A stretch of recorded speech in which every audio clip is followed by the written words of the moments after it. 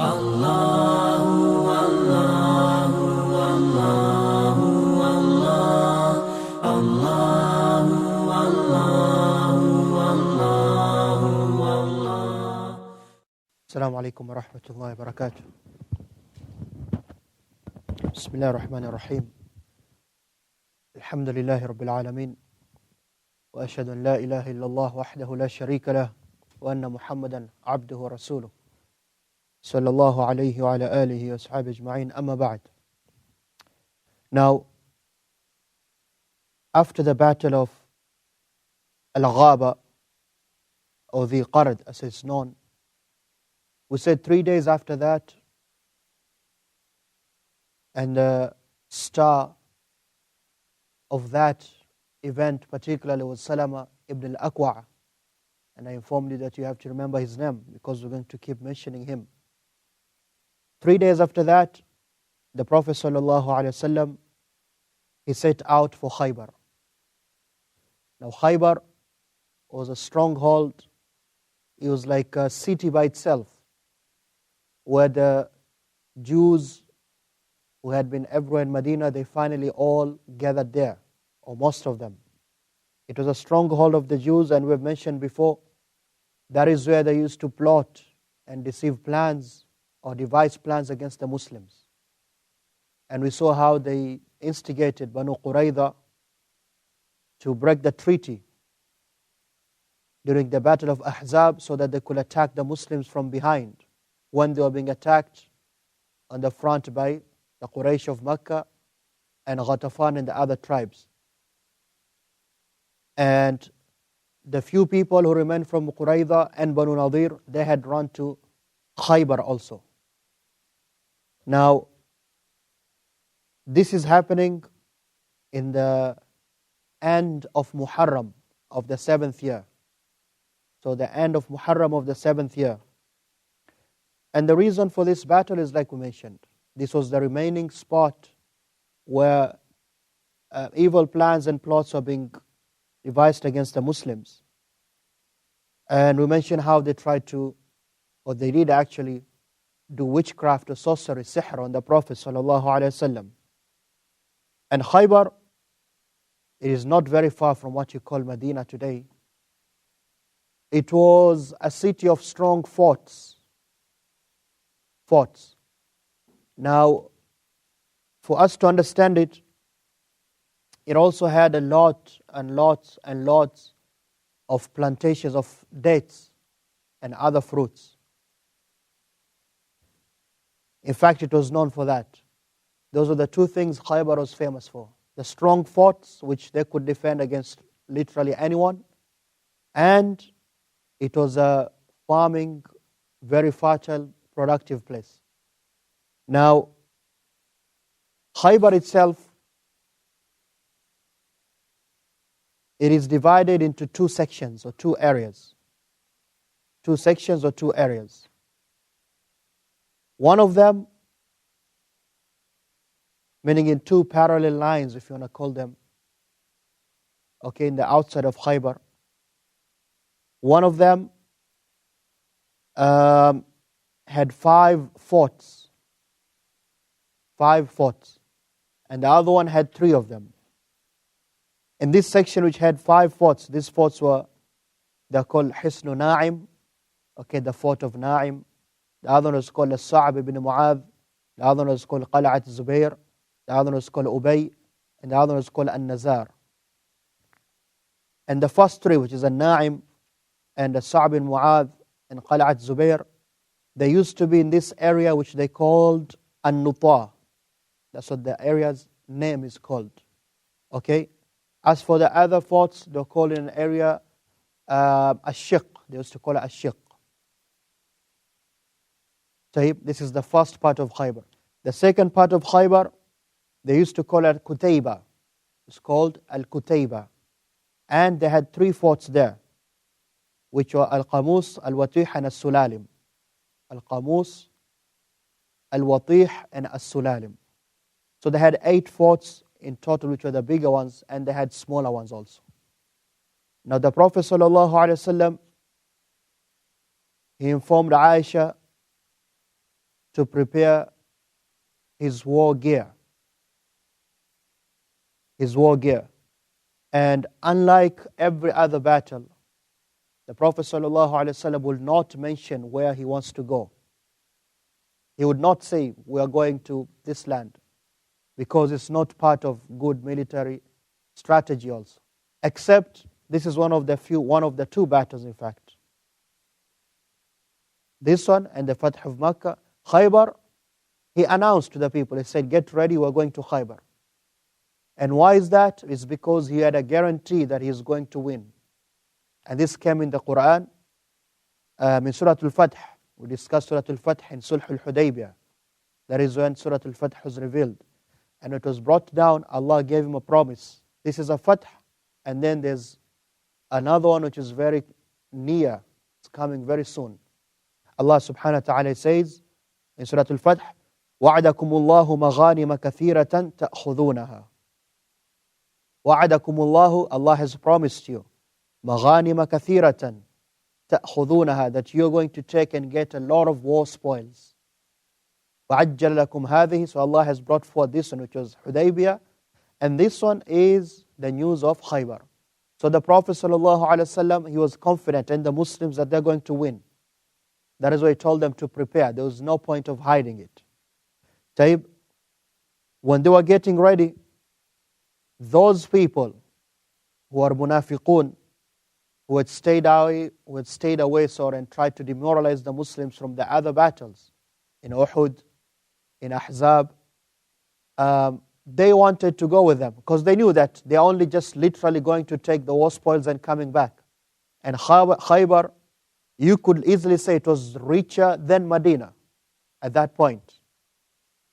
So they wanted to join the Prophet ﷺ, but Allah revealed the verse in Surah Al-Fath again, number 15. سيقول المخلفون إذا انطلقتم إلى مغانم لتأخذوها ذرونا نتبعكم. They will say, those who stayed back in the other battles to you, when you go out to care or to take those war spoils, let us follow you. يريدون أن يبدلوا كلام الله. They want to change the words of Allah. قل, say to them, لن تتبعونا, you shall never follow us. كذلكم قال الله من قبل. As such, Allah has ordered already. فسيقولون بل تحسدوننا. And they'll respond saying to you, no, you're just jealous of us. You don't want us to have what you have. بل كانوا لا يفقهون إلا قليلا. Rather, there were people who they do not have except little understanding. Surah Al-Fath, verse number 15. So the Prophet ﷺ, he announced, and only those who had been in Hudaybiyah are the only people who went out to Khaybar. Yes, the 1,400 men approximately, as we said. They are the only people who went out to Khaybar, with a few exceptions. With a few exceptions we're going to mention. And when the Prophet ﷺ was about to go out, he announced to the Ansar, he said, find for me a young man who can serve me, be my helper. And Anas ibn Abu Talha al-Ansari, radiallahu anhu, he brought Anas ibn Malik, who was already a servant of the Prophet ﷺ, as we know. And that is why Anas ibn Malik, he narrates a lot about the events of this battle. Because he was taken as a young boy to help or to serve the Prophet ﷺ. He says, Anas ibn Malik, one of the things which is very important to mention, فَكُنْتُ أَخْدُمُ رَسُولَ اللَّهِ صَلَى اللَّهُ عَلَيْهِ وسلم إِذَا نَزَلْ. So when they used to camp, they used to take a break from the travel, I used to be a servant of the Prophet sallallahu alaihi wasallam. فَكُنْتُ أَسْمَعُهُ كَثِيرًا يَقُولُ. And I used to hear him making this dua a lot. It's a very important dua everybody has to memorize. اللهم إني أعوذ بك من الهم والحزن والعجز والكسل والبخل والجبن وضلع الدين وغلبة الرجال. اللهم إني أعوذ بك من الهم والحزن والعجز والكسل والبخل والجبن وضلع الدين وغلبة الرجال. I think I have his number. So I'm going to record this dua and send it to him. Then he can send it to all of you. Brother Fuad. Right? It's a very important dua. You know why? Because we need it every day. It says, Allahumma, O Allah, my Allah, inni a'udhu bika. I seek your refuge. I seek your protection. From what? From these things. Min al-hammi. From stress. And if you stop there, that is more than enough. Right? Allahumma inni a'udhu bika min al-hamm. O Allah, I seek your refuge from stress. Wal-hazan, and sadness. From stress and sadness. Wal-ajz, and from incapacity, being someone who cannot achieve what you want. Wal-kasal, and laziness. Ajz is, you actually cannot do it. So you ask Allah to give you assistance. Kasal is just laziness. You ask Allah to protect you from laziness. Islam is not a religion of lazy people. Yes. Wal-bukhl, and from stinginess. Islam is not a religion of stingy people. So your sheikh comes all the way from Toronto, you can't even buy him a coffee. I'm not saying me, I'm just saying, suggest an example. Yes. Wal-bukhl, I'm joking obviously. Wal-jubn, and cowardice, being a coward. Okay, wal-jubn, and cowardice. وَضَلْعِ الدَّيْن, and the burden of being indebted or in a loan. You took a loan which you cannot pay. Being indebted. وَضَلْعِ الدَّيْن. And lastly, وَغَلَبَةِ الرِّجَالِ, and from other humans overcoming me. It's a very important dua. You have to make this dua every day. So see, if you make this dua, what is left in your life? Literally nothing. Everything is there. Okay? Allahumma inni a'udhu bika min al-hammi wal-hazan. O Allah, I ask you refuge from stress and from sadness. Wal-ajz wal-kasal, and from incapacity and from laziness. Wal-bukhl, and from stinginess. Wal-jubn, and cowardice. وَضَلْعِ الدَّيْن, and from the burden of a loan or being indebted. وَغَلَبَةِ الرِّجَالِ, and from other men overcoming me. He says, Anas, or after that, sorry, when the Prophet ﷺ went out, we have learned by now, he has to leave someone in charge of Medina. Right? He's leaving Medina, there has to be someone who is the caretaker, governor, or leader. And in this time he left the Sahaba called Siba' ibn Urfuta. Siba' ibn Urfuta from the tribe of Al-Ghifar, radiallahu anhu. Siba' ibn Urfuta. He was left as the leader in Medina. This is the same time when the Sahaba Abu Tha'laba al-Khushani, Abu Tha'laba al-Khushani, he came to the Prophet sallallahu alaihi wasallam making hijrah, and he was allowed to go out also to participate in Khaybar. Like we said, there are exceptions. This is one of those exceptions. Abu Tha'laba al-Khushani. Maybe you've heard him in hadith which are narrated. Was the Prophet ﷺ set out, he went through the mountain called Aswar. And what is noted here, he used to pray his Sunnah prayers on his camel. He used to pray Sunnah prayers on his camel. As you know, there is a Sunnah of the Prophet ﷺ. The Sunnah prayer, you can pray it while riding your camel. You don't have to face the Qibla. You don't have to face the Qibla. It's good if you can first face the Qibla, but you don't have to. It's Sunnah prayer only while traveling. Tayyib? So this is where it's noted. This is where this hadith was narrated.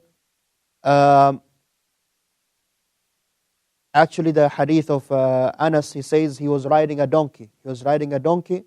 يُصَلِّ عَلَى حِمَارٍ وَهُوَ ذَاهِبٌ إِلَى خَيْبَرٍ. While he was going to Khaybar.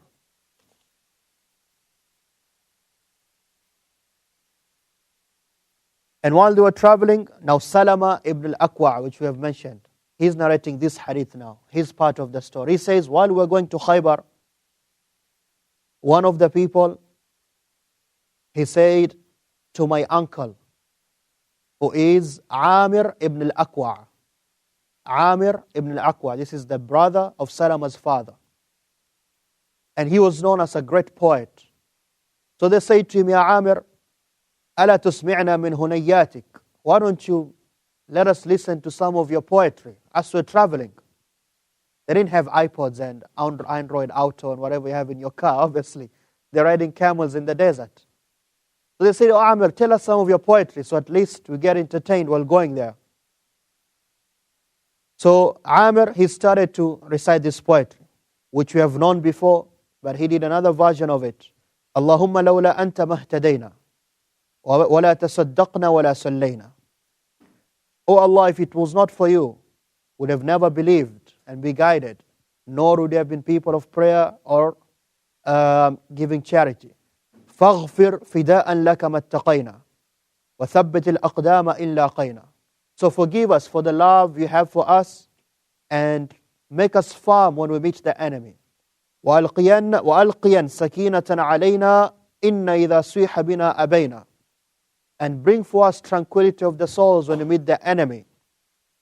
وبالصياح عولوا علينا, because they have come with loud cries against us. When the Prophet ﷺ, he heard this, he said, Man hada? Who is this? قالوا, they said, Amir. This is Amir ibn al-Aqwa. So the Prophet ﷺ, he said, Yarhamuhullah. May Allah have mercy on him. Another narration he says, غفر لك ربك. May Allah forgive your sins. When the Sahaba, they heard this, they became sad. And they said, Ya Rasulullah, لو متعتنا به. If only you gave us more time with him. Because it was his custom, the Prophet ﷺ, when they were going to a battle or when they were in a battle, and he made dua for Allah to forgive someone or to have mercy on him, it means he's going to be killed as a shaheed. So they knew this already. This is the hadith of Umar. Umar said, Ya Rasulullah, لو متعتنا به. If only you gave us more time with Amir. So they were sure that Amir is going to be killed. And that's a shaheed. So this is Amir ibn al-Aqwa radiallahu anhu. When the Muslims arrived in Khaybar, they arrived at night. And the Prophet ﷺ, it was his sunnah and his custom, and all the military leaders after him, that he never attacks any people at night. That is not the Islamic military strategy. The Prophet ﷺ never did that. It doesn't mean it's wrong, but he never did that. He would wait until morning break. And he would wait until if he'd hear adhan from that particular city or village. If he had the adhan coming from there, he would never attack it. Even if it's predominantly non-Muslim. He would never attack somewhere where he can hear the adhan. Because how can you then distinguish between who's Muslim, who's not? So when you hear about these battles of the Prophet ﷺ, when you hear about jihad, the one which actually there's fighting, it's not the idea which people want to give you, or the Muslim war just going somewhere and killing everyone. No, it never happened like that. It never happened like that. Tayyib. So when the morning came and they did not hear any adhan, the Prophet ﷺ, after he prayed Fajr, he stopped and he made this dua. And this is the dua he would make when he goes to attack any place. He said, Allahumma rabbas samawati wa ma adlalna. O Allah, the Lord of the heavens and what they contain. Wa rabbal ardina wa ma aqlalna. And the Lord of the earths and what they have. Wa rabbas shayateen wa ma adlalna. And the Lord of the devils and who they have misled. Wa rabbal riyahi wa ma adrayna. And the Lord of the winds and what they bring. فَإِنَّا نَسْأَلُكَ خَيْرَ هَذِهِ الْقَرْيَةِ وَخَيْرَ أَهْلِهَا وَخَيْرَ مَا فِيهَا. We ask you the good which comes from this village and the good of its people and what they bring. وَنَعُوذُ بِكَ مِنْ شَرِّهَا وَشَرِّ أَهْلِ وَشَرِّ مَا فِيهَا.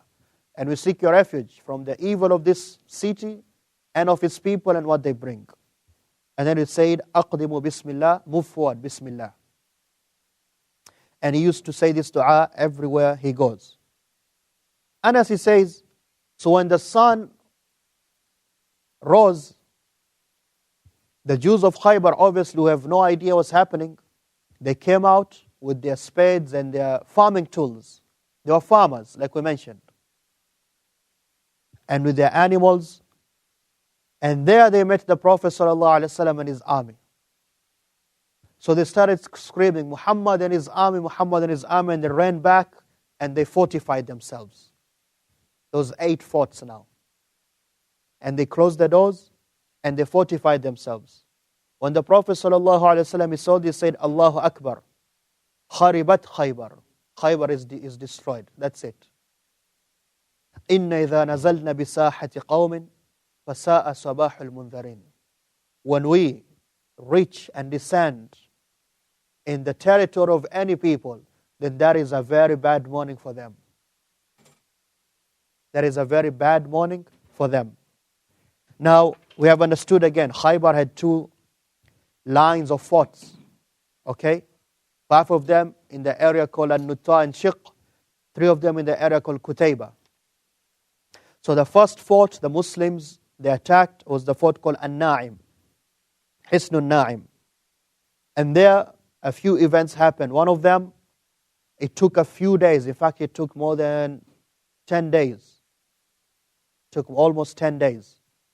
And some of the events which happened there is that the Jews of Khaybar, their greatest warrior who was known was someone called Marhab. Taib? Marhab. Marhab, he came out and asked any of the Muslims. He challenged the Muslims. And Amir, he came out saying this poetry, عفوا. قد علمت خيبر أني مرحب شاك السلاح بطل مجرب إذا الحروب أقبلت تلهب. Khaybar is surely known that I am Marhab, the one who has heavy weapons, a tried warrior. When the war reaches its peak, then I am the one who's seen there. When he said this, Amir ibn al-Aqwa, that poet, he came out and he said, قَدْ عَلِمَتْ خَيْبَرُ أَنِّي عَامِرُ شَاكِ السِّلَاحُ بَطْلٌ مُغَامِرُ. Surely Khaybar is known that I am Amir, the one who is heavily weaponed, and I am a fearless warrior. They went about fighting,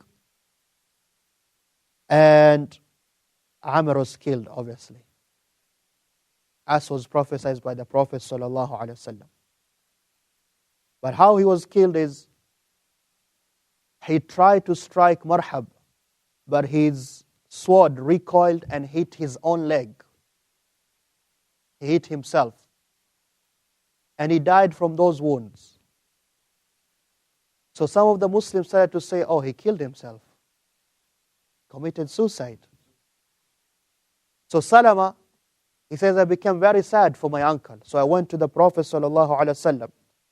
And the Prophet ﷺ saw me, I was crying. He says, what happened, Salama? He said, people are saying my uncle is going to the hellfire, he committed suicide. فقال رسول الله صلى الله عليه وسلم كذب من قال ذلك. He has lied, whoever says that. إن له لأجرين. He has 2 rewards. He has 2 rewards. إنه لجاهد ومجاهد. He is someone who puts so much effort compared to the others, and he's a mujahid, he died as a shaheed. That is Amir ibn al-Aqwa radiyallahu anhu. While the Muslims are trying to open this fort, now obviously you watch TV, you've watched movies, documentaries, whatever it is, a fort, you can't just climb a fort. So the people are inside and you're trying to break through. They always have an advantage because they're above you. One of the Sahaba called Mahmud ibn Maslama radiyallahu anhu was also killed here. And he was killed when Marhab threw a huge stone from the top of the fort and it hit Mahmud bin Maslama radiyallahu anhu. That fort stood for 9 days. And on the 10th night, the night before the 10th day, something great happened. It's a hadith which I'm sure most of you have heard of. The Prophet ﷺ, he said, لَعُطِيَنَّ الرَّايَ غَدًا رَجُلًا يُحِبُّ اللَّهَ وَرَسُولَهُ وَيُحِبُّهُ اللَّهُ وَرَسُولُهُ لَا يَرْجِعُ حَتَّى يُفْتَحُ لَهُ. He said, sallallahu alayhi wa sallam, imagine they've been trying to break down this fort for 9 days. He says, tomorrow I'll give the banner, meaning the leader will become someone who, his description, he loves Allah and His Messenger. But more than that, Allah and His Messenger love him. If you can get that guarantee, Jannah is guaranteed. And Allah is going to give him victory tomorrow. So this fort is going to crash tomorrow. Umar bin Khattab, he says, radiallahu anhu, Umar, ما أحببت الإمارة إلى يومئذ. I never loved leadership except that day. And so said Burayd ibn al-Hasib and so many other companions radiallahu anhum. Why? Because it was a testimony, it's a certificate from Allah that Allah says He loves you. And the Prophet ﷺ says He loves you. All of us, we love Allah and His Messenger, alhamdulillah. But that's not the point. As the Arab poet said, لَيْسَ الشَّأْنُ أَن تُحِبْ وَلَكِنَّ الشَّأْنَ كُلَّ شَأْنَ أَن تُحَبْ. The real matter of Islam is not for you to love. The real matter is for you to be loved by Allah and His Messenger sallallahu alaihi wasallam. So this man tomorrow, he has that guarantee. And on top of that, he's going to be the warrior who opens this fort. Umar, he says, فَبَاتَ النَّاسُ يَدُوكُونَ لَيْلَتَهُمْ أَيُّهُمْ يُعْتَاهَا. Nobody could sleep that night. Nobody could sleep that night. In fact, one narration says, Umar says, when Fajr came, after he prayed, the Prophet ﷺ is sitting, I would just pass by in front of him and go back and come back, hoping that he would call me. This is how much they used to rush to the pleasure of Allah. Tayyib, when this was happening, the Prophet ﷺ said, Ayna Ali ibn Abi Talib? Where's Ali ibn Abi Talib? فقالوا, they said, Ya Rasulullah, yashtaki aynayhi. He had something wrong with his eyes. During the fighting, something happened to his eyes. They said he's complaining of his eyes, that's why he didn't come out. So they said, go. He said, sallallahu alaihi wasallam, go bring him to me. They brought him while two people are helping him. And the Prophet sallallahu alaihi wasallam, he spit on his hand or his eyes and he wiped his eyes. And he saw like he was never sick. Radiallahu anhu. And the Prophet ﷺ gave him the banner, the flag as the leader. He said, go. When Ali started moving out, he said these words. He said, Ya Rasulullah, أُقَاتِلُهُمْ حَتَّى يَكُونُوا مِثْلَنَا. I'm going to fight them until they become Muslims like us. The Prophet ﷺ, he said, أُنفُذْ عَلَى رِسْلِكَ. Go calmly and slowly. حتى تنزل بساحتهم, until you're next to them. ثم ادعوهم إلى الإسلام. Your mission is to call them to Islam. Like we said, this is what we have to understand. The mission was not just to shed blood. That was never the mission of any fighting which the Prophet ﷺ fought or any Muslims after him. The mission was to send the message of Islam. وَأَخْبِرُوهُمْ بِمَا يَجِبُ عَلَيْهِمْ مِنْ حَقِّ اللَّهِ فِيهِ, and inform them of the rights of Allah over them. For وَاللَّهِ لَأَنْ يَهْدِيَ اللَّهُ بِكَ رَجُلًا وَاحِدًا خَيْرٌ لَكَ مِنْ حُمْرِ النَّعَمِ. Because I swear by Allah that Allah guides by you one person to Islam, that is better for you than all the red camels. The red camels is like that bright red Ferrari today. Yes. It's the most prized wealth an Arab could have then. It's the Humr al-Na'am. That was the most prized thing you could have. And this shows you and outlines to you the message of Islam and why they fought. Even though imagine, these were the people who were plotting against them. They were fighting the Prophet ﷺ. They wanted to kill him. They did sihr on him. All of that. He says, no, go and call them to Islam. Because for Allah to guide someone by you, that is better for you than anything in this world. So Ali ibn Abi Talib, he went out. When he reached there, he tried to call them, but they refused, obviously. And then the same guy, Marhabi, came out. The warrior of the Jews of Khaybar. Saying the same poetry he always said, قَدْ عَلِمَتْ خَيْبَرُ أَنِّي مَرْحَبُ شَاكِ السِّلَاحِ بَطَلَ الْمُجَرَّبُ إِذَا الْحُرُوبُ أَقْبَلَتْ تَلَهَّبُ. When Ali radiallahu anhu, he had this, he said, responding to him, أَنَا الَّذِي سَمَّتْنِي أُمِّي حَيْدَرًا. أَنَا الَّذِي سَمَّتْنِي أُمِّي حَيْدَرًا. والحيدر هو الأسد. كَلَيْثِ غَابَاتٍ كَرِيهِ الْمَنْظَرَ أُوفِيهِمْ بِالصَّاعِ كَيْلَ سَنْدَرَ. And he went ahead and with one strike he opened Marhab's head. He opened his head. And that is when the rest of the Jews, they saw that, they knew that, okay, now it is done.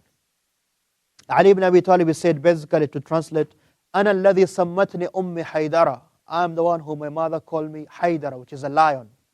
كَلَيْثِ غَابَاتٍ, Layth is also a lion. Like the little one, the little lion of the jungle. كَرِيهِ الْمَنْظَرَ, I don't look good, I look scary. Yes, this is the battlefield. There's no time for makeup here.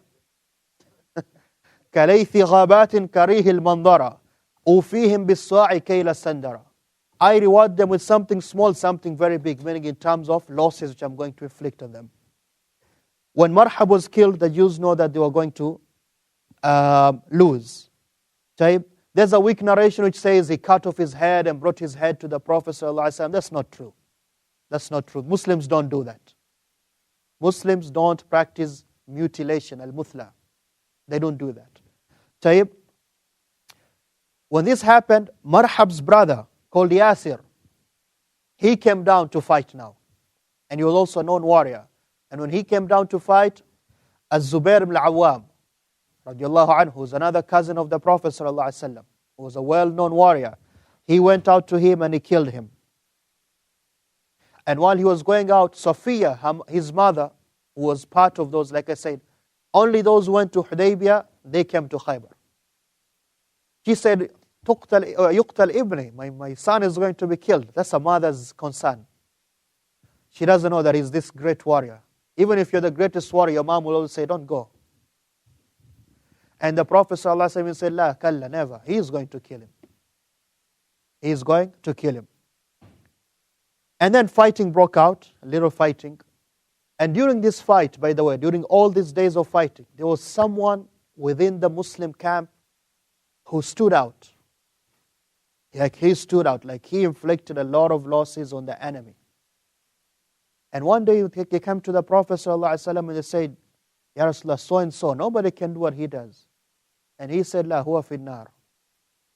He's going to the hellfire. This is when this battle now broke out in the last day.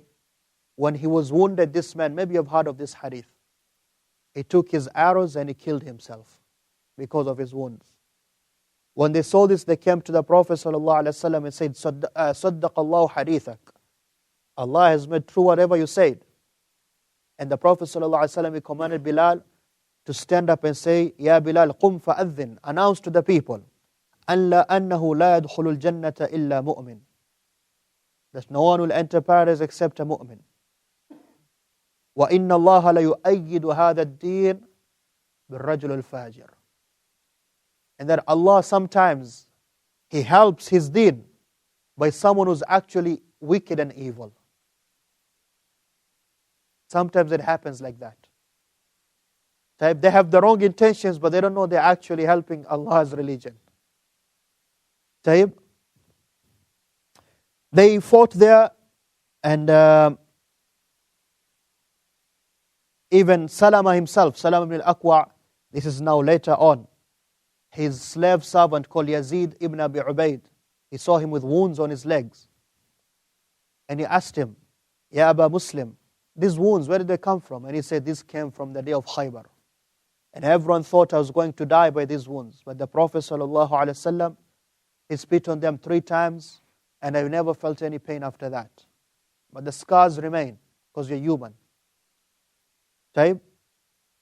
And finally, the fort of Na'im, it fell. And all the Muslims, the Muslims took that fort, and the Jews, they ran to the fort of Sa'ab, the second one. And they enclosed themselves there. As for the fort of Sa'ab, it was stronger than the first one, imagine. It was stronger than the first one. And they fought for 3 days, and the leader of that mission was Al-Hubab ibn al-Mundhir, radiallahu anhu. Al-Hubab ibn al-Mundhir, radiallahu anhu. And after 3 days, they took that fort also.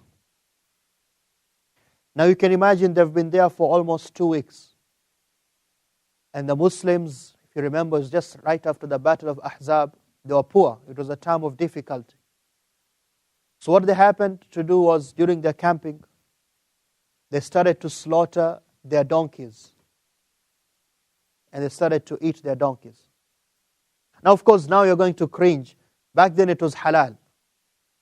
It was not yet haram. This is the moment it's going to become haram. So someone came and said, Ya Rasulullah, people are eating all the donkeys.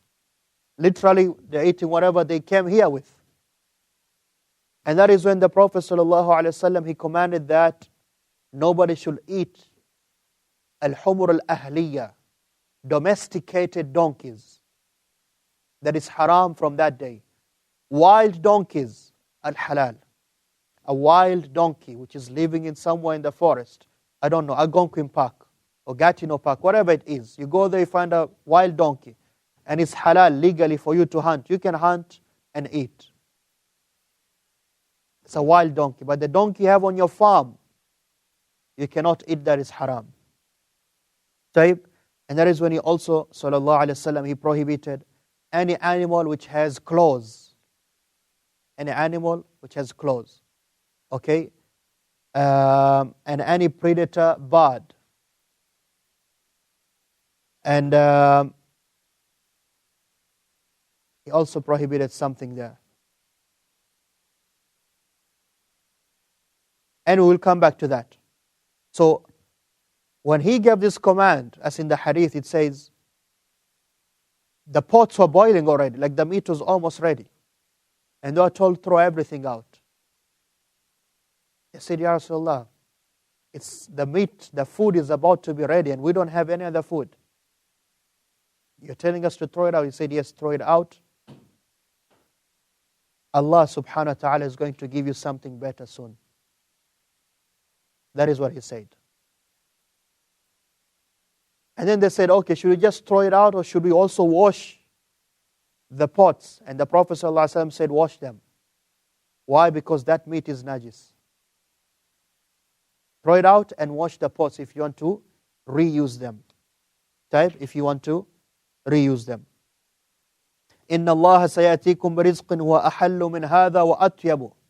Allah is going to give you rizq, which is more pure and more nicer than this one. Tayyib. Now, and when he said this, the Prophet ﷺ, he also added something very important. It's a very important hadith. He said, يُوشِكُ أَحَدُكُمْ أَن يُكَذِّبَنِي وَهُوَ مُتَّكِنُ عَلَىٰ أَرِيكَتِهِ. There's going to be a time which is going to come very soon when one of you is sitting on his couch and is going to belie me and deny me. يُحَدَّثُ بِحَدِيثِي. He's going to be told one of my hadith. فَيَقُولُ, but he's going to say, بَيْنَنَا وَبَيْنَكُمْ كِتَابُ اللَّهِ. We only want what is in the Quran. فَمَا وَجَدْنَا فِيهِ مِنْ حَلَالٍ اسْتَحْلَلْنَا وَمَا وَجَدْنَا فِيهِ مِنْ حَرَامٍ حَرَّمْنَا. Whatever we find halal, there's halal. Whatever is haram, there's haram. أَلَا, indeed though, he says, the Prophet ﷺ, وَإِنَّمَا حَرَّمَ رَسُولُ اللَّهِ مِثْلُ مَا حَرَّمَ اللَّهِ. Whatever the Prophet ﷺ has decided that it is haram, it is the same as Allah has decided it is haram. Why? Because the Prophet ﷺ, as in the Quran, Allah says to us what? وَمَا يَنْتِقُ عَنِ الْهَوَىٰ إِنْ هُوَ إِلَّا وَحْيٌ يُوحَىٰ. He does not speak of what he wants. Halal, haram. It's only what Allah tells him to speak of. Yes. And Allah subhanahu wa ta'ala, jazakallah khair. You have to come every session, I told you, Shaykh Ashura. Allah says, when the Prophet, so we talked about this actually. Did we? The story when the Prophet ﷺ used to go to one of his wives to drink honey from her in the evening. And then he would go to the other wives. Even if it was not her day, he would just go there because he loved sweet things and sweet scents. That's what the Prophet ﷺ used to love. So they became jealous, the other wives. Why does he have to go there every day and to get this honey? They say, you know what, when he comes, you tell her you smell bad. And the other one said, you tell him you smell bad. Because they knew that was the only thing he cannot stand. And tell him, I think it's because of that honey you drank from so-and-so's house. So when he went to this house, she said, you smell bad, I think it's that honey. The other house said, you think you smell bad because of that honey. So he said, okay, then I'm never going to drink that honey again. And that is when Allah revealed the verse, Ya ayyuhan nabiyyu, Surah Al-Tahrim, lima tuharrimu ma ahalla Allahu laka, tabtaghi mardata azwajik. Why, O you Prophet, you make haram for yourself what is halal, just because you want to please your wives. It's good to please your wives. Sister, don't say, the Shaykh was saying to our husbands, no, don't please us. No, I didn't say that. But there's limits. What Allah likes and what Allah dislikes. And the good wife, she's supposed to recognize that. Yes, my husband said no. Why? Because it's haram, because it's not good.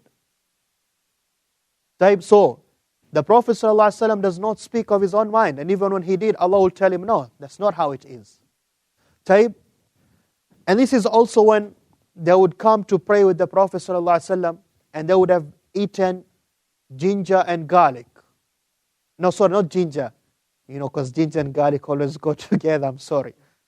Garlic and onions. I'm thinking ginger and garlic pest. Garlic and onion. When you eat garlic, when you eat onion, it smells bad. There's a bad odor to it. And that is when the Prophet ﷺ used to tell them, don't come to pray after you have eaten these two repugnant and vile foods.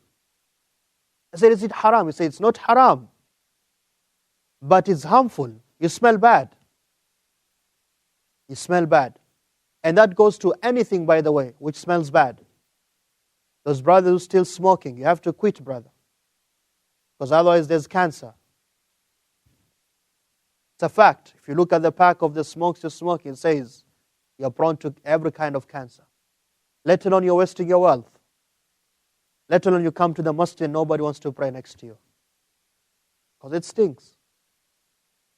When you eat garlic and onions, make sure you brush your teeth before you come to the masjid, or, I don't know, mints, mouth freshener, whatever it is, you remove the bad odor. Now these are some of the things which happened during that time.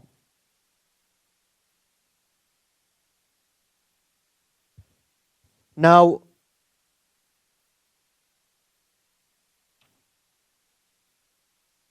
while this was happening, somehow, one day when they were besieging the fort, someone dropped some food. It was a bag of ghee. Okay? It was a bag of ghee. And Abdullah ibn Mughaffal, he happened to see it, so he caught it. He says this hadith. So when I took it, I looked around so that nobody saw me, and I said, I'm not sharing this with anyone.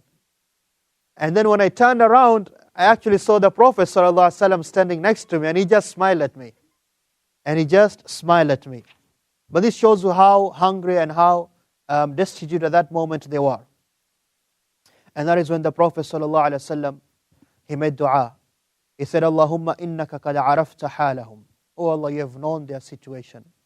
وَأَنْ لَيْسَتْ بِهِمْ قُوَّةٌ, that they have no more strength. وَأَنْ لَيْسَ بِيَدِ شَيْءٌ أُعْتِيهِمْ إِيَّاهِ, and that I have nothing to give them. فَافْتَحْ عَلَيْهِمْ أَعْظَمُ حُسُونِهَا عَنْهُمْ غِنَاءً. So open for them the richest fort which these people have. وَأَكْثَرَهَا طَعَامًا وَوَدَكًا, and the richest in food and supplies. And that is when Allah subhanahu wa ta'ala opened for them the fort of Sa'ab. Okay, Sa'ab bin Mu'adh. And there was no other fort in the whole of Khaybar which had more food and supplies. And they also got what you call the catapult. In war, they used to use that. So they got food, supplies, and they got military equipment. So this was showing you that, okay, the victory was coming close. The next fort which they went on to open after Sa'ab was the fort of Qil'at Zubayr. It's called Qil'at Zubayr. It was on top of the mountain. The Muslims, they besieged it for 3 days. Until there's a man from the Jews whose name is Ghazal. His name is Ghazal. He came down to the Prophet ﷺ saying, Ya Abul Qasim, O father of Qasim, if you give me safety, if you give me a guarantee of protection, me and my people, I will tell you the only way you can defeat them. How all of these people are going to come out. Because indeed, if you stood here for a month, you can never break down this fort. So the Prophet ﷺ said, okay, I give you protection, you and your family. He said, they have a water source, a water reservoir, or water fountain at the bottom of the fort. That's where they get their drinking water. If you can find a way to cut that from them, they'll have no way except to come out. And that is what the Muslims did. So they were forced to come out to fight, and they came out and fought, and many of them were killed, and a few Muslims were killed. And this was the last fort in the area called An-Nuta to be opened. So the next part of Khaybar was Ash-Shiq, and the first fort was the fort of Ubay. The Prophet ﷺ, he went there, and there was very, very severe fighting. There was a lot of fighting. There's a man who came out to fight with Al-Hubab al-Mundhir, and he was killed. And then another man came to fight with Abu Dujana, and he was killed. And then another man came, and he was killed. And that is when they said, okay, we realized they were going to lose. But that is when Abu Dujana and his friends, they just jumped into the fort, and there was a lot of fighting inside, and they opened it. And that was the last fort of Ash-Shiq, the second part. Then, the Jews, they went to the most difficult fort they had, which was An-Nazar. An-Nazar. And the Jews, had certainty that this fort can never come down. It's impossible. It's impossible. And they used to throw arrows and spears against the Muslims from the top. And that is when the Prophet ﷺ, after a few days, he commanded that the catapults should be put up, and he started firing at them. He started firing at them. When they saw this, they ran, and they left their women and their children, and they ran to the next fort. And this fort is the side of Al-Qutayba now, which had the three forts we said, Qumus, Watih, and Sulalim. There's a difference of opinion. Did they actually fight at this part or not? Or they just surrendered? And the correct opinion is that there was very little fighting, but then they realized that we actually left our children and women there. And we're just going to be defeated. And that is when they decided to come to a truce. So their leader, Kinana ibn Abil Huqayq, he came down to the Prophet ﷺ, said, Anzil fawkallimak, should I come down to speak to you? I need to speak to you. The Prophet ﷺ said, come down. And they agreed on four things. Number one, that there will be no more fighting. That all those remaining Jews, there will be no more bloodshed. And the Prophet ﷺ agreed. Number two, that they will take all of their children with them. And the Prophet ﷺ agreed to that. And number three, that they will all leave Khaybar. They will all leave Khaybar. Because the Prophet ﷺ could not take the chance of leaving them there. These were people, it's their characteristic, it's their nature. They keep plotting and deceiving and breaking the treaty they have, and plotting and deceiving and breaking the treaty they have. So there's no need for that again.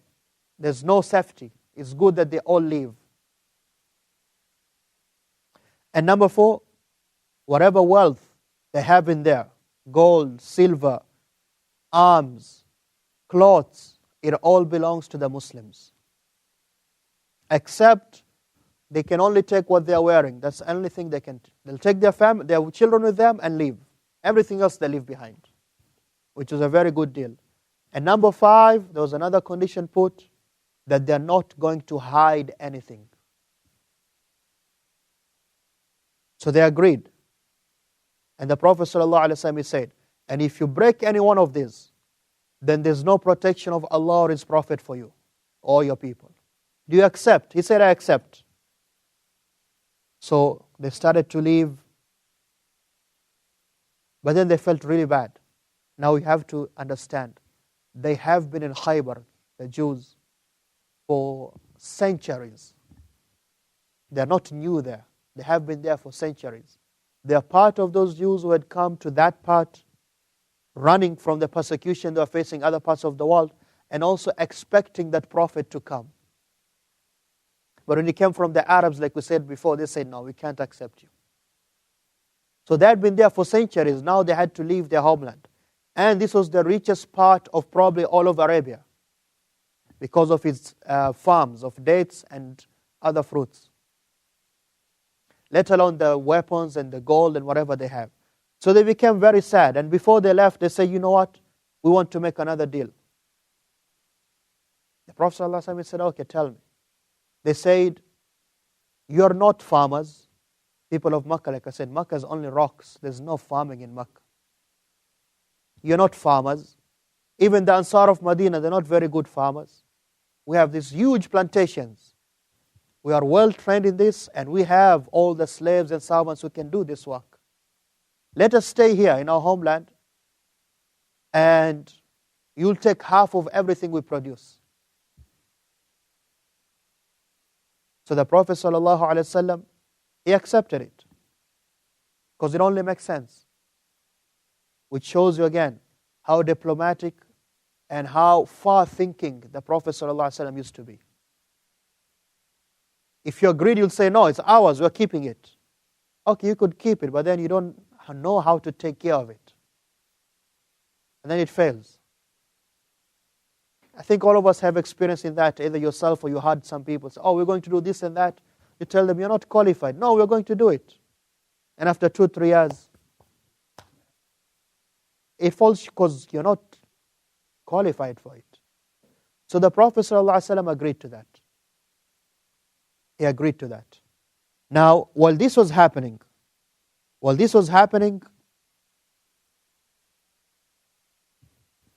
Prophet ﷺ, he asked, where's the big bag of gold which Huyay ibn Akhtab he brought from Banu Nadir? Huyay ibn Akhtab, we talked about him. He was the leader of Banu Nadir, and he ran from there and he went to Qurayza, and then from Qurayza ran to Khaybar, and he died. But it was a famous story that he has this huge bag of gold. Where is it? He asked Kinana ibn Abi Huqayq. And he said, to be honest, العهد أذهبته النفقات الحروب. We had to spend on those wars, we had to spend on wars, it's all gone. Rasulullah sallallahu alaihi wasallam said, العهد قريب. It's too soon for all of it to be spent. So he commanded Zubair to go and look for it in Khaybar. And he looked for it, and they found out that the two sons of Kinana, ar-Rabi' ibn Abi Huqayq and the other one, they were hiding it. And remember, this was the 5th condition they put. So those two had to be killed. Those two, they were killed for what? For betraying the contract which they had between them and the Muslims. Now this man, Kinana ibn Rabi' ibn Abi Huqayq, was the husband of a certain woman called Safiya bint Huyay, the daughter of the man who had this huge gold bag. Her name was Safiya. She was around 18 or 19 years old at this time.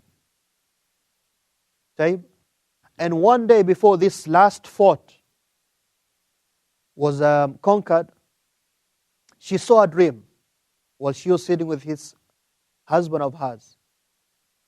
In her dream, she saw that the moon came to her lap. She was sitting and the moon came to her lap. The moon came and sat on her lap. So when she woke up, she told her husband, I saw this dream and I saw the moon come and sit on my lap. And he struck her, he slapped her. Slapped her until she had a green eye, as they call it. And he said, you want the king of Yathrib. meaning the Prophet sallallahu alaihi wasallam.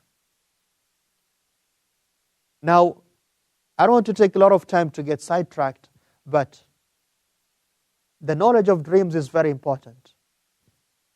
Knowledge of dreams in Islam, in other religions also. Okay, dreams are part of us as human beings. Everybody dreams, maybe not every day, but you dream. And in Islam, Allah subhanahu wa ta'ala has shown us the importance of dreams. How many dreams are mentioned in the Quran? The dream of Yusuf alayhi salam, right? The dream which starts the story. He saw what? إِنِّي رَأَيْتُ أَحَدَ عَشَرَ, I saw 11 stars and the sun and the moon doing what? Prostrating to me. What was his father's response right away? He didn't interpret the dream, did he? No. What did he say though? He said, don't say this dream to your brothers, because he knew the meaning already, right away. What was the meaning? That he's going to be, the 11 stars were his brothers, and the sun and the moon his father and his mother. He's going to become greater than all of them. That's what the dream means. And the father understood already. That's the interpretation of the dream. So don't say to all your brothers, or any of your brothers in fact. Why? Because that's also one of the things the Prophet ﷺ taught us.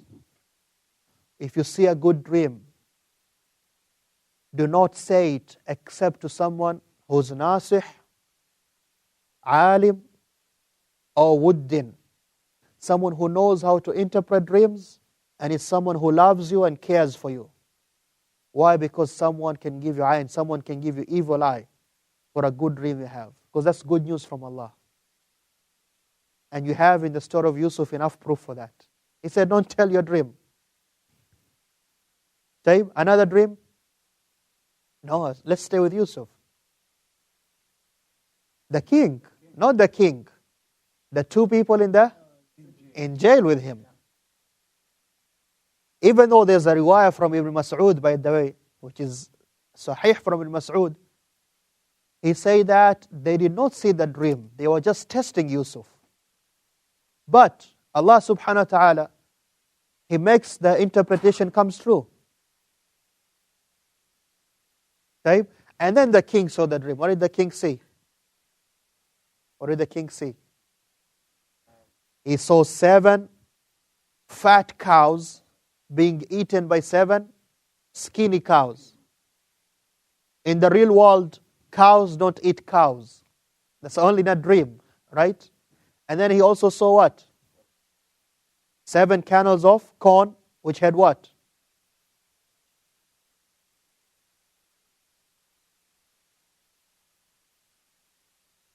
وَأُخَرُ يَابِسَاتٍ. And then I saw other 7 which were dry. 7 kernels which had a lot of fruit, corn. 7 which were just dry. He says to them what? Interpret this dream to me. His ministers, they all said, أَضْغَاثُ أَحْلَامٍ. Adghatu ahlam is a type of dream where it's just a mess. It's just, you're flying and then you're walking inside the earth and then you're sleeping in this nice beach in Mecca, where there's no beach in Mecca, by the way, and then you're reading your Quran. That's called adghatu ahlam. It's just a mixed up thing which there's no interpretation of that. It's called adghatu ahlam. Okay? So they dismissed him. They say adghatu ahlam. وَمَا نَحْنُ بِتَأْوِيلِ أَحْلَامِ بِعَالِمِينَ. We don't even know that. But that man who was in prison, who Yusuf interpreted his dream, he said, you know what, I know someone. Because that's one of the special things Allah gave to Yusuf. And Yusuf interpreted the dream. Taib, another dream was Ibrahim alayhi salam. And that dream was straightforward. There was no symbolism in that dream. I saw that I'm slaughtering you. Very simple. Another dream,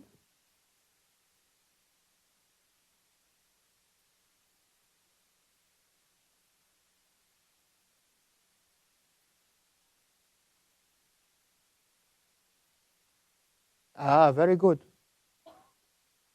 And yesterday we talked about the dream of who? Heracles. So dreams are a big part of a Muslim's life. In fact, the Prophet ﷺ, when he used to pray Fajr, after he prayed Fajr, doing his adhkar, he will turn to his Sahaba and say, who amongst you saw a dream last night? That used to be his custom. And interpret it for them.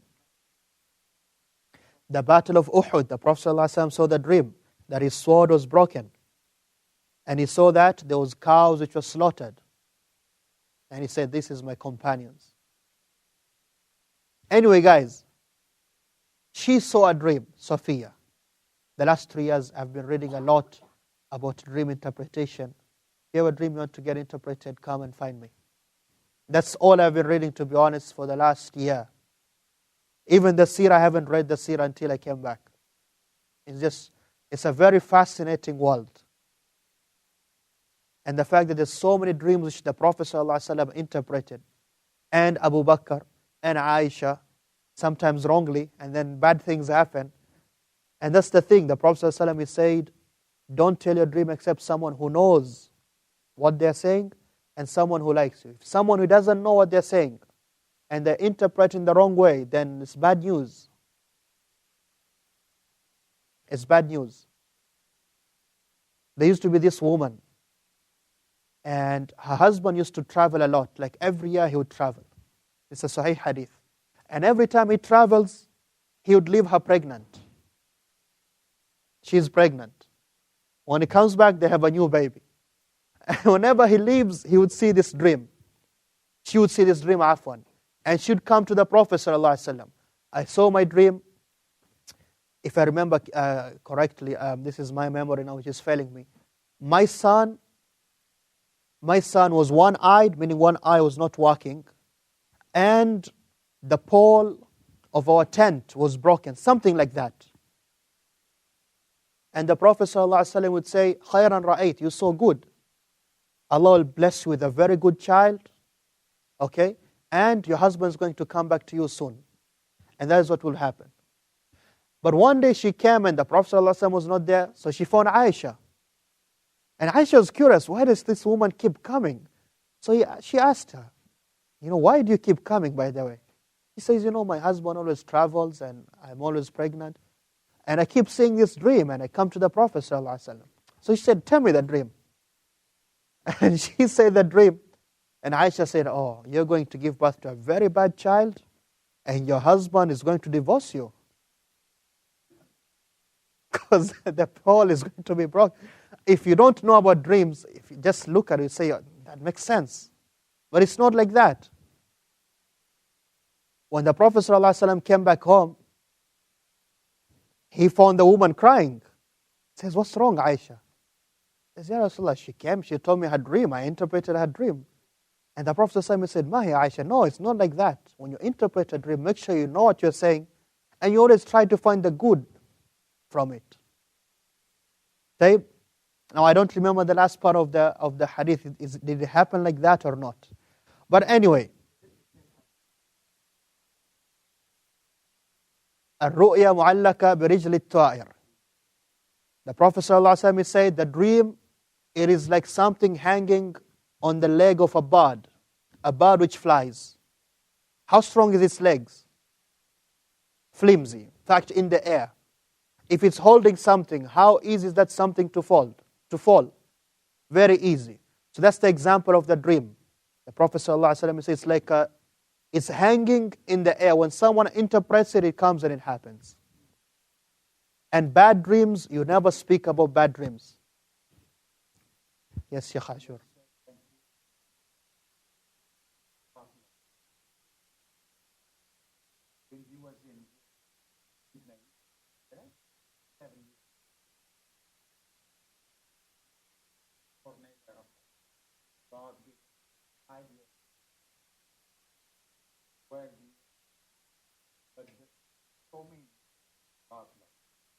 Yes, as-Saiq. Yes. For how many years he forgot? He forgot for how many years? 5 years. You know why he forgot though? Because he was comfortable in the king's courtyard. He forgot his body in jail. Yes.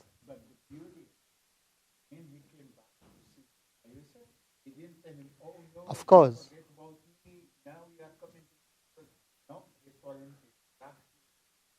That is the manners of the prophets. And we're going to see that very soon with the Prophet ﷺ in Fath Makkah. Now, Sophia, she saw this dream. She saw the moon coming to her lap. And her husband immediately knew, okay, this is what it means. Because the sun and the moon, they always signify someone who's great, a great man. And by the way, inshallah, when we reach the end of the seerah, it's one of the dreams Aisha saw. Aisha saw 3 moons falling into her room. She saw 3 moons falling into her room. And she told the Prophet ﷺ, I saw a dream. My dream, I saw 3 moons falling into my room, meaning her house. And when the Prophet ﷺ was about to die, he said, Ya Aisha, this is your first moon. And then Abu Bakr. And then Umar, because they were all buried in her house. So this man, by the way, he got the message that Sophia, his wife, sees a dream one day before the fort is opened, and he slapped her. So now this man is killed. The Prophet ﷺ goes about the business of distributing the war spoils. Distributing the war spoils. This was a great event because, as the Sahaba, they say, from so many of them, from the day we opened Khaybar, we were never hungry again. Because Allah blessed him with a lot of food. Aisha, she says, we will never ate our fill of dates until we opened Khaybar. Now, remember the other forts. The other forts, they were opened without any fighting. Okay? Without any fighting. And we know the law by now in Islam, whatever's opened by fighting has to be divided to the fighters. Whatever's open or the Muslims take without fighting, that belongs to the Prophet ﷺ and his family and whoever he wants to give. Just for registration, put down your names, please. Taib. Now at this moment, the Prophet ﷺ also gave a few portions to the women and to the servants, the slaves, and everyone. Now, as this was happening,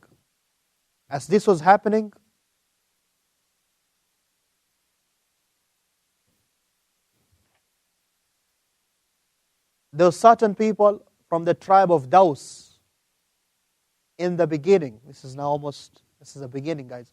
We talked about a man called Tufail ibn Amr al-Dawsi in Mecca when he came and became Muslim. And when he became Muslim, the Prophet ﷺ said to him, go back to your people. You cannot stay in Mecca. It's too hostile. At this moment, Tufail ibn Amr, now he goes to Medina.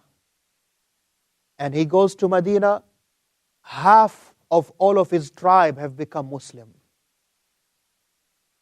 He brought half of his tribe, almost 80 families. That's why Tufail is one of the great companions. And one of these young men, between them, is someone called Abu Huraira. Abu Huraira, radiallahu anhu. This is the time he had become Muslim and he had migrated to Medina. When they got to Medina, they were told the Prophet ﷺ is in Khaybar. So they left and they went to Khaybar. And they were given some of the war spoils also. At the same time,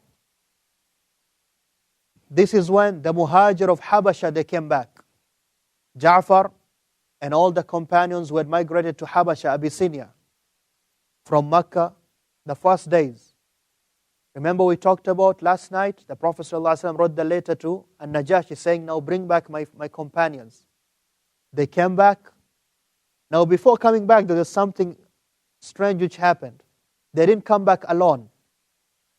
This is the same time the people of Yemen, Al-Ashariyun, the people of Yemen who had become Muslim, they set out to go to Medina. But their ship was lost, they were lost in the sea, and they landed in Habasha.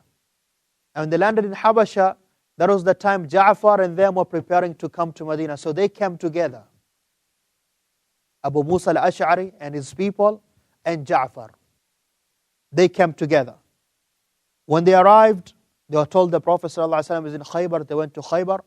And the Prophet ﷺ stood up and he kissed Ja'far and he hugged him and he said, I don't know which one I'm more happy about. Khaybar or the coming back of Ja'far and his people. We know Ja'far is the cousin of the Prophet sallallahu alaihi wasallam. Taib. And as for the Ash'ariyun, these are the people the Prophet sallallahu alaihi wasallam, from them is Abu Burda, Abu Ruhm, and others. There are around 53 of them. The Prophet sallallahu alaihi wasallam said, يَقْدُمُ عَلَيْكُمْ غَدًا أَقْوَامٌ هُمْ أَرَقُّ قُلُوبًا لِلْإِسْلَامِ مِنْكُمْ. He told his Sahaba, imagine. He told his companions, tomorrow there's a people who are coming to you. Their hearts are more lenient and more soft to Islam than all of you. So the Sahaba were shocked. Who are these people? And it's the Ash'ariyun from Yemen. And the Prophet sallallahu alaihi wasallam, he said, إِنَّ الْعَشَرِيُّونَ إِذَا أَرْمَلُوا فِي الْغَزْوِ أَوْ قَلَّ طَعَامُ عِيَالِهِمْ. These people, they have a certain quality. When they're traveling together or when they're in a battle and their food becomes low, they gather all their food and then they divide it equally to every family. فَهُمْ مِنِّي وَأَنَا مِنْهُمْ. They are from me, I am from them. What a great people. That shows you what? The selflessness they had. This is called al-ithar in Islamic terms. There's sadaqah, guys, you have to understand, there's sadaqah which you give. And then there's ithar. Ithar is the highest level you can reach. Ithar is when you choose someone over yourself. It's the only meal I have, but yeah, you take it. Allah subhanahu wa ta'ala, if you remember, He praised the Ansar because of that. وَيُؤْثِرُونَ عَلَىٰ أَنفُسِهِمْ وَلَوْ كَانَ بِهِمْ خَصَاصَةٌ. They preferred the Muhajirun even though they were in need. That's why they got that high status. And also the Prophet sallallahu alaihi wasallam, once when the verse was revealed, يَا أَيُّهَا الَّذِينَ آمَنُوا, or you who believe, in Surah Al-Ma'idah 54, مَنْ يَرْتَدَّ مِنْكُمْ عَنْ دِينِهِ, whoever of you leaves his religion, فَسَوْفَ يَأْتِ اللَّهُ بِقَوْمٍ يُحِبُّهُمْ وَيُحِبُّونَ. Then Allah will bring people who they love Him and He loves them. أذلة على المؤمنين عزة على الكافرين يجاهدون في سبيل الله ولا يخافون لومة لائم. These people will be merciful to the believers and tough to the disbelievers. They fight and strive for the sake of Allah and they do not fear the blame of the blamers. The Prophet sallallahu alaihi wasallam, he said to Abu Musa al-Ash'ari, "Hum qawmuka ya Aba Musa." This ayah is about your people. And also the Prophet sallallahu alaihi wasallam, he said, I know the people, the Ash'ariyun, when they read the Quran and when they are at night standing up in prayer. I know their houses because of the beauty of the voices of the Quran. So these are some of the praises of the people of Yemen. And the Prophet ﷺ, he said, Al-Imanu Yamaniya. Iman is Yamani. Wal-Hikmah Yamaniya. And wisdom is from Yemen. Tayyib. Now, going back to the people of Ja'far now, the Muslims were migrated to Habasha. So now they came back. We're fast forwarding a bit, then we'll come back to Khaybar. When they came back, one day, there's a story. Umar radiallahu anhu, he went to visit Hafsa, his daughter. And there he found this woman called Asma bint Umays. Asma bint Umays is the wife of Ja'far. Apparently Umar didn't know her. The wife of Ja'far, Asma bint Umays.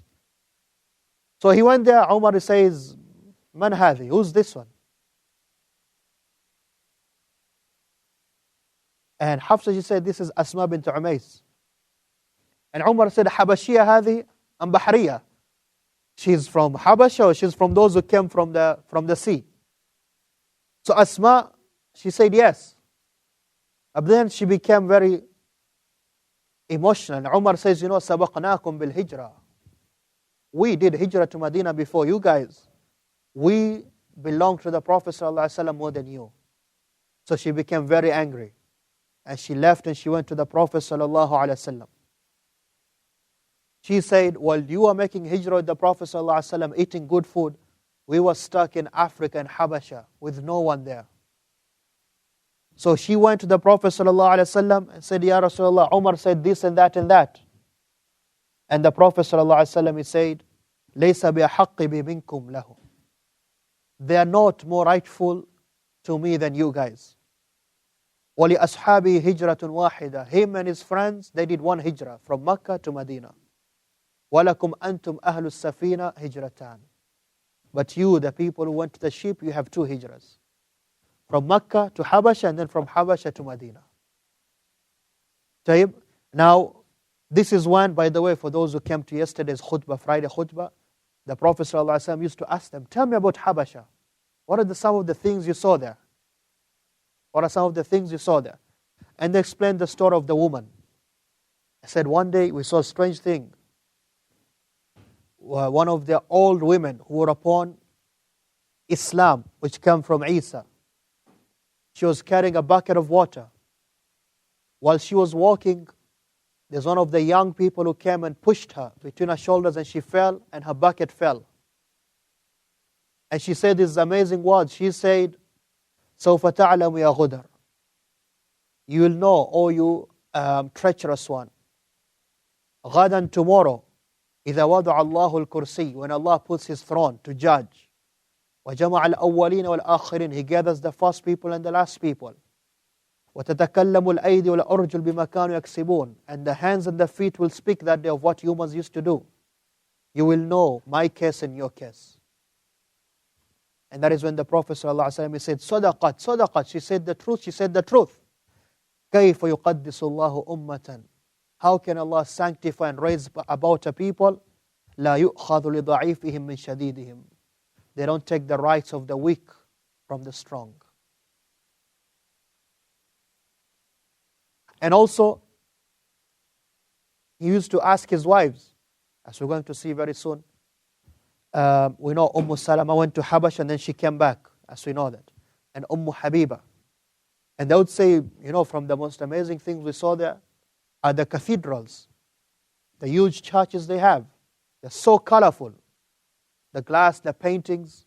And the Prophet ﷺ said, إِنَّ أُولَٰئِكَ إِذَا كَانَ فِيهِمْ رَجُلُ الصَّالِحِ مَاتٍ. Those people, when one of the righteous people dies, بَنُوا عَلَى قَبْرِهِ مَسْجِدًا, يعني مَعْبَدًا.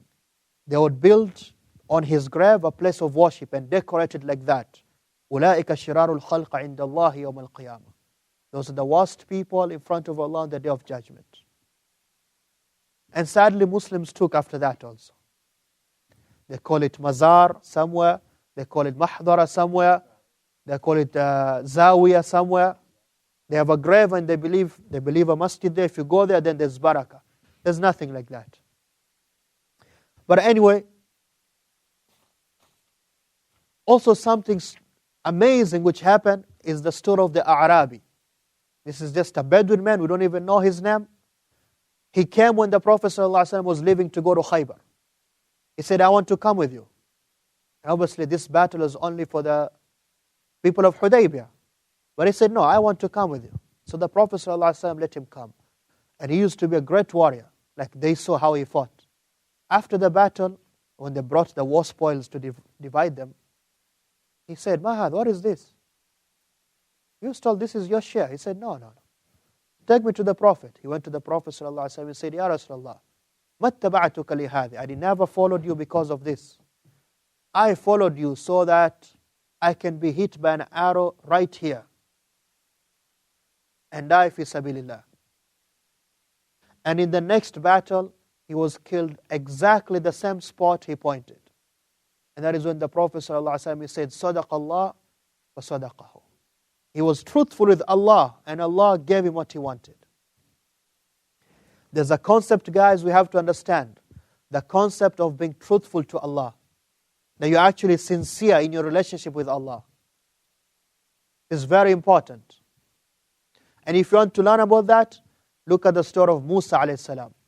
Because Musa, his relationship was very, for the sake of a better word, personal with Allah. Because he used to speak to Allah directly. And he'll say, وَعَجِلْتُ إِلَيْكَ رَبِّ لِتَرْضَى. He was given a time, come at this time. He came before that. He was asked, Musa, why did you come before? He said, Ya Rabb, I came before that, I rushed to you so you can be pleased with me. Our relationship has to be personal with Allah, and that's the beauty of Islam. In Islam, we don't have a sheikh, what do you call him? A peer, whatever you call him in your language. Murshid, between you and Allah. No. The sheikh and whoever it is supposed to teach you. This is how you connect to Allah. That's it. And that is how the Prophet ﷺ, he lived his life and taught his Sahaba. I'm just here to teach you. It's your relationship with Allah. This is very important. And if you're truthful with Allah, Allah is always going to deal with you truthfully. And that is what the Prophet ﷺ, he said what?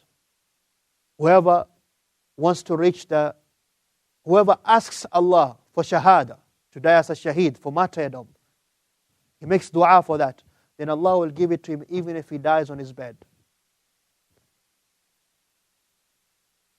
Umar radiallahu anhu used to make dua for that. Oh Allah, make me die as a shaheed in the city of your Prophet.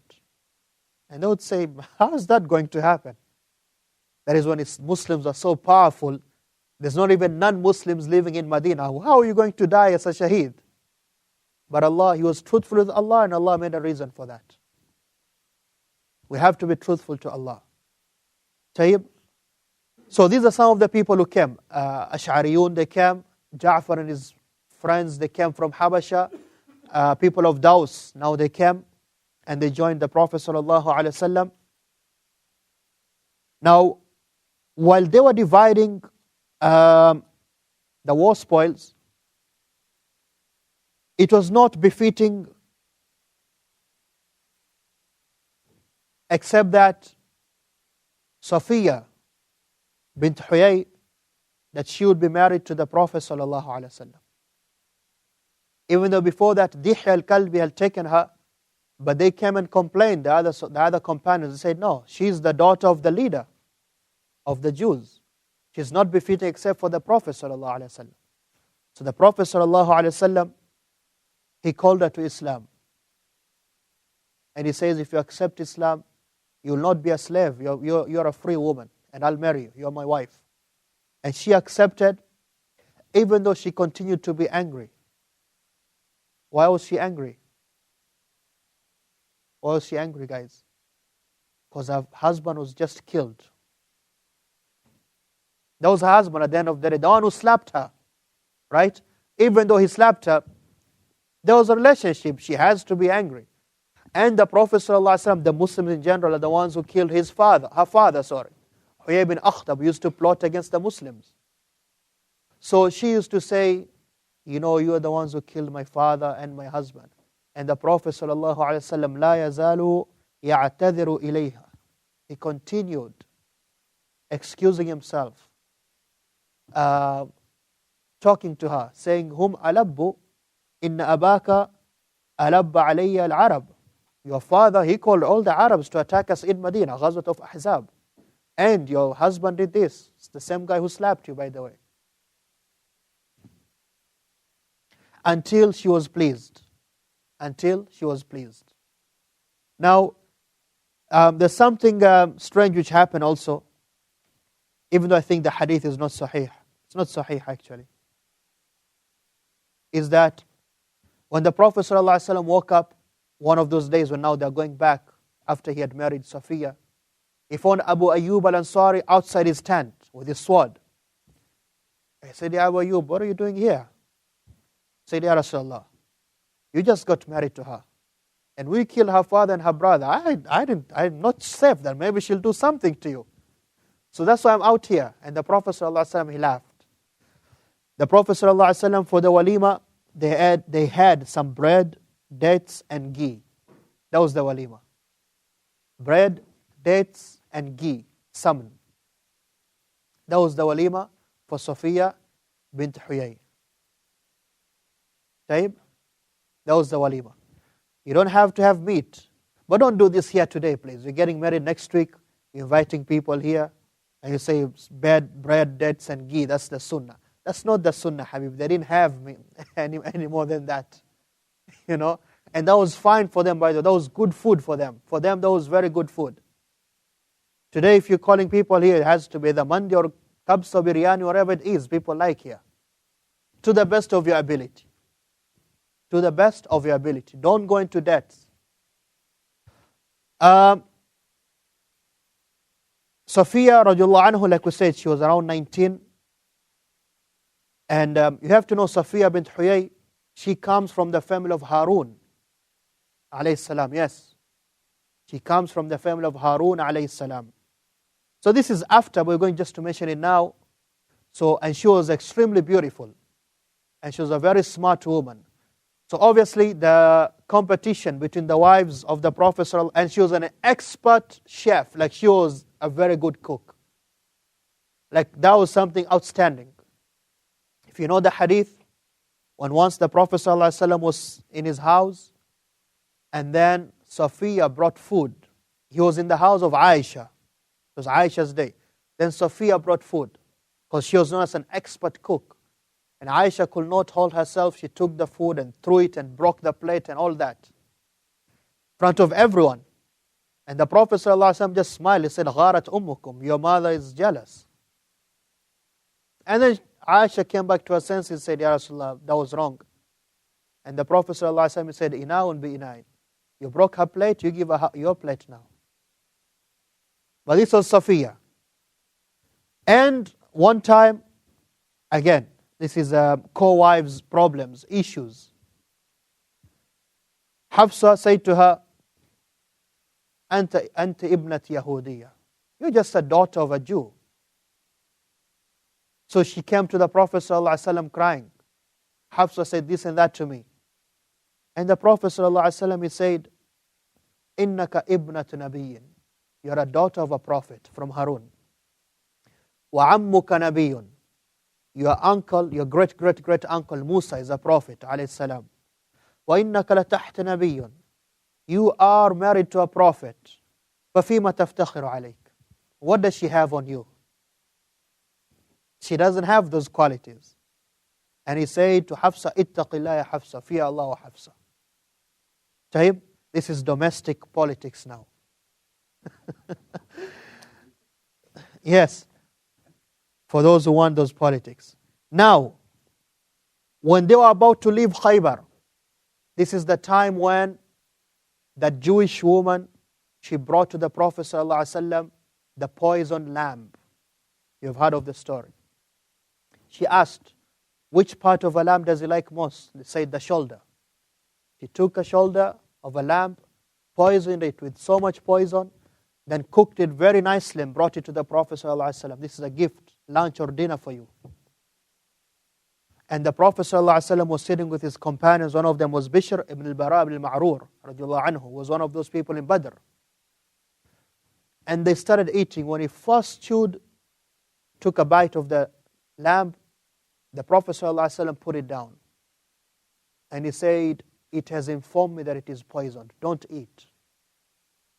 But Bishr ibn al-Bara had eaten already. And he said to the woman, what made you do this? He says, I did this because if you're a real prophet, then I know that you'd never eat it. And if you're just another king who wants kingdom, then we'll just relieve the people of your problems. But I know now you're a real prophet. And he let her go. But after a few days or weeks, Bishr ibn al-Bara ibn al-Ma'rur, he died from that poison. And that is when the Prophet ﷺ ordered for the woman to be killed, because she killed him. And the Prophet ﷺ, though, he continued feeling the pain and the effect of that poison until the day he died. And he said, it is that poison which is killing me today. And that was Allah's decree for him, because Allah wanted him to die as a shaheed. Allah wanted His Prophet ﷺ. There's no level of greatness except that the Prophet was given. Every great level. This was the level of him becoming a shaheed. He told Aisha, I can feel that poison, even though it was just one bite. I can feel it today. Remember, at the end of the day, he was human. Prophet ﷺ become sick. And we're going to see very soon, when they were coming back from one of the events which happened when they were coming back from Khaybar, they said, we just finished with this story of the poisoning. The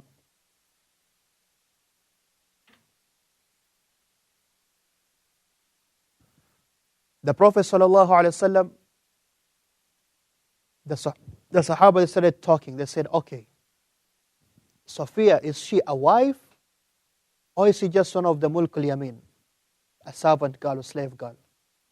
They said, we'll only know if she wears the hijab. The Prophet ﷺ commands her to wear the hijab. She covers herself, then she has to be a wife of the Prophet ﷺ. And that's what happened.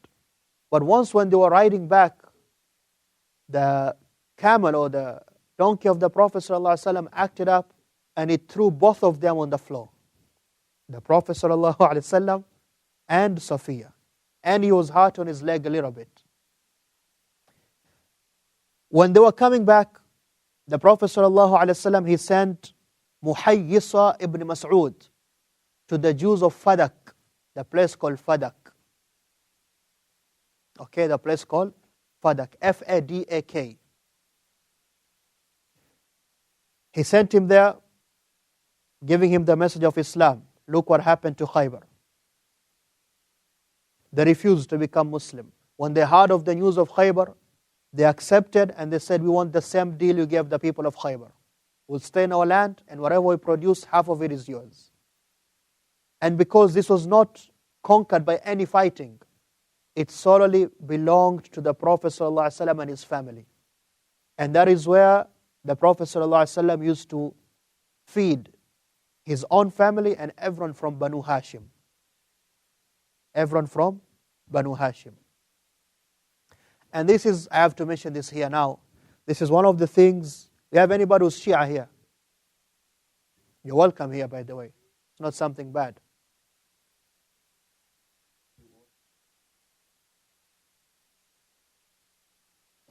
I didn't mention how Sayyidina Ali broke the doors of Khaybar and carried them. Those are just stories that never happen. You can't carry the doors of a fort. That doesn't happen. Anyway, the issue of Fadak is one of the issues the Shia they use.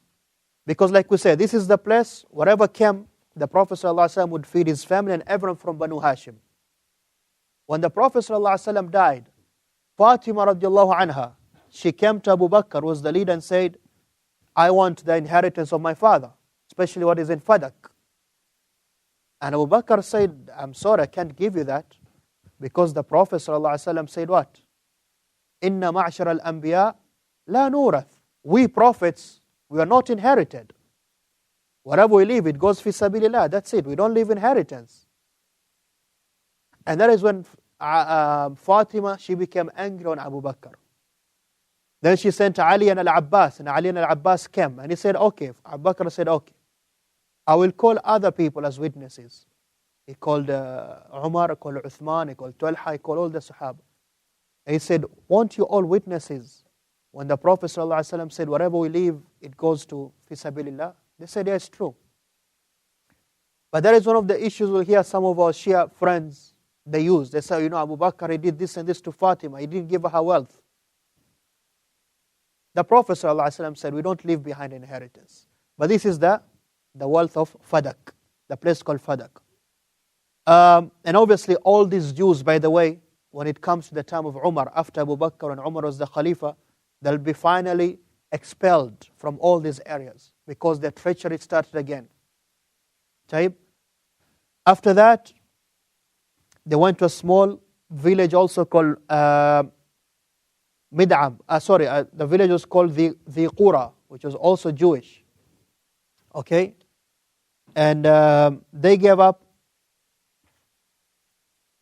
after a few clashes, and the Muslims opened that. But there happened the story of the man called Mid'am. Mid'am was very well known as a fighter, but he was also a servant of the Prophet ﷺ. He fought. When they were leaving, he was hit by an arrow from nowhere. It hit him and he died. So people said, Hani Allahu bi shahada. Allah granted him martyrdom, shahada. And the Prophet ﷺ said, no. There's the robe which is stole. You know, the spoils of war, when you fight and whatever you collect, you're not supposed to take anything. That's one of the most major sins in Islam. It has to come to the leader and the leader divides it. If you hide that, that's called ghulul. He hid a robe and he said, no, he's not going to paradise because of that. Even though he was the servant of the Prophet sallallahu alaihi wasallam.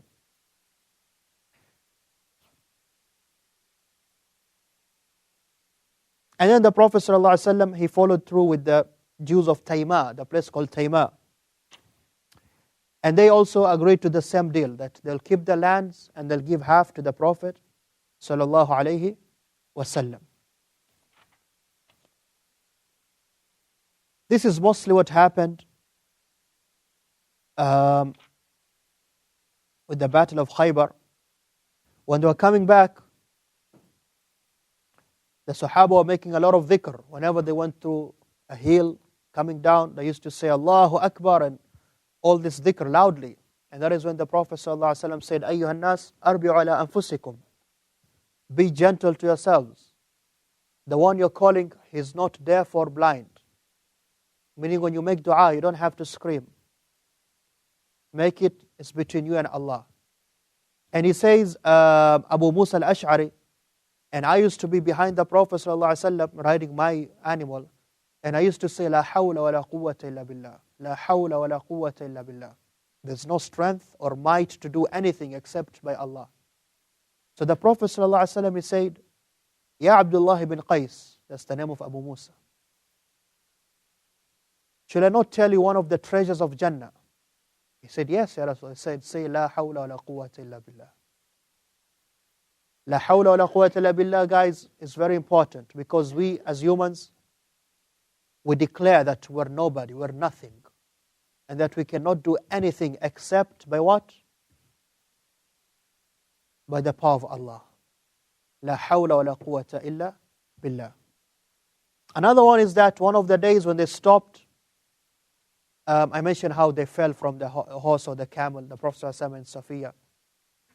They stopped and the Prophet ﷺ said to Bilal, Bilal, make sure you wake us up for Fajr. They were tired, fighting, they're traveling back. And Bilal, he sat awake until it was a few hours before Fajr. He said, let me just lay my head. You know one of those ones? Yes. One of those, let me just lay down and get up. And you get up 5 hours after. And when the first one to wake up was the Prophet ﷺ, and the sun had risen already. They all missed Fajr. The sun had risen already. And he woke up Bilal, say, Bilal, I told you. He said, Ya Rasulullah, the one which took me took you, is sleep. Is this me? That was scary. Tayyib, so what time is the adhan? It's now. Okay. So they prayed Fajr after. And the Prophet ﷺ said, whoever forgets a salah, he should pray it when he remembers it. As soon as you remember, as soon as you wake up, that's when you pray. We are human sometimes. This should not give us a permit that we're going to sleep Fajr now. You're human. You're tired, but you pray when you wake up. This is the story of Khaybar. And right before they reached Medina, they saw the mountain of Uhud, the range of mountains. And the Prophet ﷺ, he said, هَذَا جَبَلٌ يُحِبُّنَا وَنُحِبُّهُ. This is a mountain which loves us and we love it. And then he said, اللهم إني أحرم ما بين جبليها مثل ما حرم به إبراهيم مكة. That is when Medina was described or declared as haram, sacred place. Oh Allah, I make Medina haram just like Ibrahim made Makkah haram. Allahumma barik lahum fi muddihim wa sa'ihim. Oh Allah, bless them in their trade. Many people are sincere. If you go do business and trade in Medina, you don't fail. Especially if you're an indigenous person from Medina. Because of the dua of the Prophet ﷺ, just like Ibrahim ﷺ made dua for the people of Makkah. And he used to say, as it was his custom when coming back from a travel, Ibuna Ta'ibuna li Rabbina Hamiduna. We are coming back, we are repenting to Allah, and we are always thankful to Allah. This is the Battle of Khaybar. Now after that, there's the story of Al-Hajjaj ibn Ilat, which is funny actually. Then there's very small few battles which happened. And then we go to Umratu al-Qadiyya, or Umratu al-Qada, some people call it. The first Umrah in Islam. We'll stop here. If you have questions later on. What time are we continuing though? 3:15. Right after Asr. Okay. There's some snacks somewhere.